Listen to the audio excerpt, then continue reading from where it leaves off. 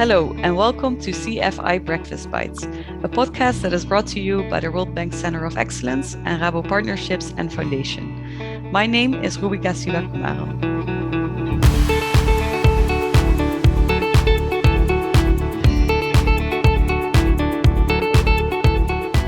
In today's podcast, we will introduce panel 3 of the World Bank International Symposium, which is all about regulation and supervision for small and rural CFIs.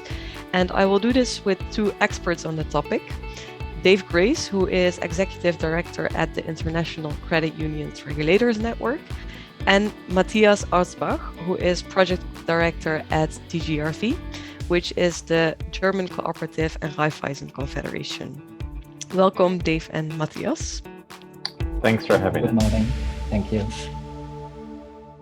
Dave, can you explain us in a nutshell, what is the current state of regulation and supervision requirements for CFIs? So in a nutshell, regulators and supervisors are concerned about health right now. Their own health, their staff's health, and really the health of CFIs as well. As we're out there talking to people, they're really trying to understand, is there another shoe that's going to drop on this? Is the situation going to get worse? When we came into it, initially, all the regulators were concerned about liquidity. Will there be enough liquidity? And it turns out there's almost too much liquidity in some markets. So that's a big challenge right now, where there's so much savings, people aren't taking loans, and you think that would be a good thing, and it is for consumers, but for financial institutions, it can put them in a difficult position. Mm-hmm. And looking at specific requirements for CFIs, what is the current state at the moment? Well, when you look at CFI supervision, it varies tremendously across the globe. And, we split that out quite a bit between what happens in G20 countries and non-G20 countries. So if you look at certain things, for example, around deposit protection schemes, 88% of G20 countries have deposit protection for their CFIs, whereas 80% of non-G20 countries don't have deposit insurance. So the exact opposite. If you look at the way that CFIs are supervised around the globe, there's a lot of diversity in terms of the way that it happens. Is it done by a central bank, or is it done by a ministry of cooperatives? Is it done by an association? Is it done by a non-bank regulator? All that varies, but I think the common thread is that there's more and more prudential supervision, and over the last couple of years, market conduct supervision as well in CFIs. Mm-hmm.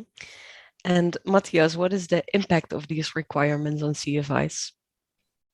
Well, first, I think that there is an international standard for regulation, which is Basel. Basel matters, and Basel is talking every time more about complex institutions and non-complex institutions. So most of CFIs would fall in the latter category. They are non-complex, and that normally means that they are not big. So if we talk about complexity, it's not necessarily the same as size. We can have large institutions that are non-complex, and we can have medium-sized that are very complex. And also rural CFIs not necessarily have to be small, complicated by the fact that urban CFIs are every time more active in rural areas, and vice versa. Rural CFIs are embarking on markets in urban centers. So that is quite difficult for the regulator. And in most of the countries, at least in Latin America, there are no business-minded apex institutions. So there's no common IT platform. There's a variety of cores. There's almost no access to the payment system. Though that's a variety of topics and limitations that have to do with the composition and the structure of the sector, but also with regulation. Mm-hmm.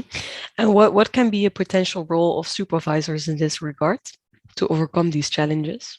What could a supervisor do? Well, I think first of all, in rural areas and small institutions, they could bank more on offsite supervision. This would also be positive for the supervisor as they face very strict budget constraints, especially at this moment. In the context of the pandemic that mentioned Dave, budgetary constraints and health constraints and travel constraints are more present than they were before. So more offsite is probably one solution in the short and in the medium term. But employing the figure of the auxiliary supervision for especially for small and medium-sized CFIs, I think would be a way out, especially in countries that have very many CFIs. We have in Latin America various countries that have about 1,000 institutions in their country. So this is a very big number, and a number that a central bank or a financial supervisor couldn't manage employing direct supervision. Of course, this figure of auxiliary supervision, which is employed, for example, in Germany or in the French-speaking part of Canada, has shortcomings.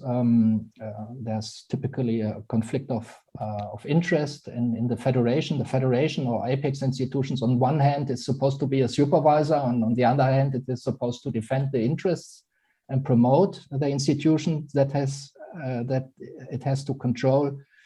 But I think this shortcoming can be overcome. Another shortcoming is the financing of the model. Typically, a supervisor isn't very much keen. The central bank or a financial superintendency isn't very much keen on financing the scheme and financing a federation, for example. So they normally expect them to do it for free. Yeah, but nevertheless assume a large legal and operational and technical responsibility.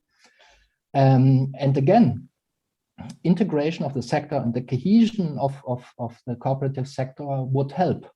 If we have very strong federations and apex institutions, this would promote the idea of a supervision, would facilitate auxiliary supervision. Yeah, I'm sure we will learn much more about it on November 8th, because then ICURN and DGRV will be organizing a panel discussion on this topic during the World Bank International Symposium. Dave, what do you hope to achieve with this session? So during the session, we'll have supervisors from Latin America, from Africa, really talking about these difficult issues. You know, if they were easy issues that Matthias laid out for us, they'd be solved. You know, this is international development because it's hard. You know, how to effectively supervise large numbers of rural cooperatives. It's a great question. And Matthias referenced, you know, what I call this creeping crisis of complexity. It's a great alliteration, if nothing else. But, you know, it talks about, you know, anti-money laundering. That by itself shouldn't be that hard. A capital standard, well, it shouldn't be that hard. Well, market conduct regulation shouldn't be that hard. But you put all these together, and bit by bit, for a small financial institution, they're spending more time reporting on these things than they are serving their clients. And regulators understand that. So regulators are in the position of trying to balance this, which we call proportionality, and really to find that right balance. So we'll talk about that on November 8th, and we hope that people listening to this will join us at that time. I think so. I'm very excited for it. I'm looking forward. For now, I would like to thank both of you for your insights and for your time. Next week, we will be back with an introduction to panel 4, which is all about involving rural women and youth in CFIs. For now, thanks for listening and stay tuned.